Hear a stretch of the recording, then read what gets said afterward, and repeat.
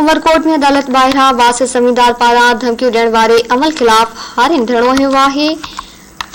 एहतजाज कंदड़नि जो चवणु आहे त ज़मींदार ज़ुल्म कंदो हो, ज़ुल्मनि खां तंग थी अदालत में दरख़्वास्त दाख़िल कराई। हुननि चयो त जज मर्ज़ी मूजिब ज़िंदगी गुज़ारण जो हुक्म ॾिनो, पर ज़मींदार अगवा करे मारण थो चाहे। संदन चवणु हो त अगवा में मुलविस माण्हुनि ख़िलाफ़ केस दाख़िल करे इंसाफ़ कयो वञे।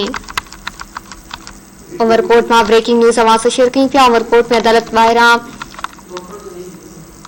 बास ज़मींदार पारां धमकियूं ॾियण वारे अमल ख़िलाफ़ हारिन धरणो हयो आहे।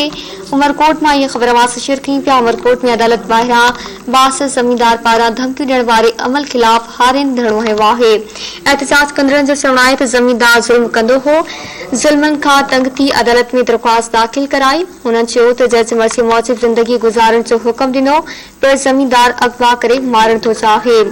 संदन चवणु हो त अगवा में मुलविस माण्हुनि ख़िलाफ़ केस दाख़िल करे इंसाफ़ कयो वञे।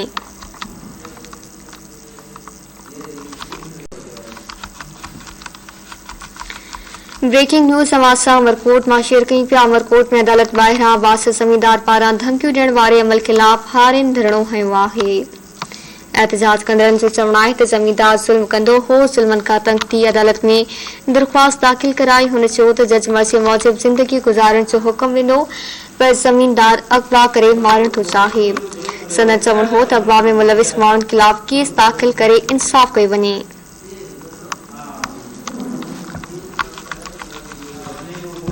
उमरकोट मां इहा ख़बर अवां सां शेयर कई पिया। उमरकोट में अदालत ॿाहिरां बास ज़मींदार पारां धमकियूं ॾियण वारे अमल ख़िलाफ़ हारिन धरणो हयो आहे। एहतजाज कंदड़नि जो चवणु आहे त ज़मींदार ज़ुल्म कंदो हो, ज़ुल्मनि खां तंग थी अदालत में दरख़्वास्त दाख़िल कराई।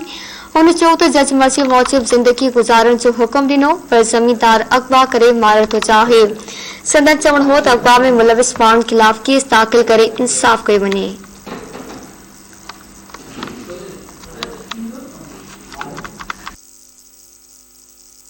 उमरकोट मां इन जा वधीक तफ़सील मालूम कंदासीं सुहेल कुंभार खां। जी सुहेल, आगाह कजो।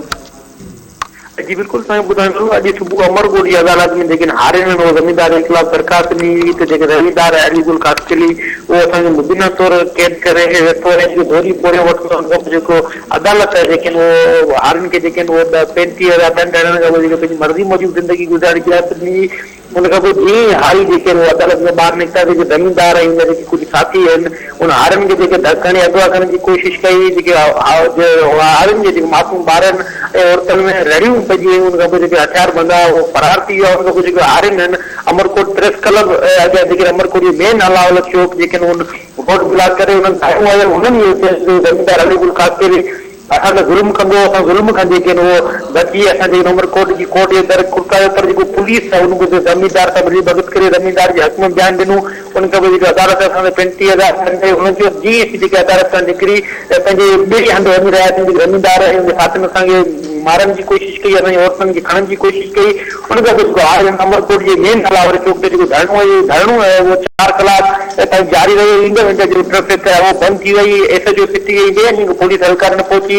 डायनेवाल सां ॻाल्हियूं कयूं, उन्हनि चयो जेके असांखे जेके एएसआई अब्दुल पंजाबी, ज़मींदार अलीगुल कास्कली, अलमदीन कास्कली ऐं साथियुनि तशदुद कयो आहे। पर जेके पुलिस आहे उहो हुनजा मुतालबा न मञिया। हाणे जेके 5 कलाक धरणो हणी रोड ते वई। हिन महिल जेके पंहिंजे घरनि ॾांहुं रवाना थी विया आहिनि। हारनि इहे चयो असांजा 2 नौजवान आहिनि उहे गुम आहिनि ऐं असांखे जेके जाननि जो ख़तरो आहे वञूं पिया, पर थी सघे थो असीं विच में किथे अगवा थी वञूं। ज़मींदार जा माण्हू आहिनि उहे असां पोयां घुमनि पिया। हुननि एसएसपी उमरकोट जो मुतालबो कयो त जेके असां सां इंसाफ़ करे जेके मुलिक माण्हुनि जे ख़िलाफ़ कार्रवाई कई। जी महिरबानी सुहेल, आगाह करण जे लाइ।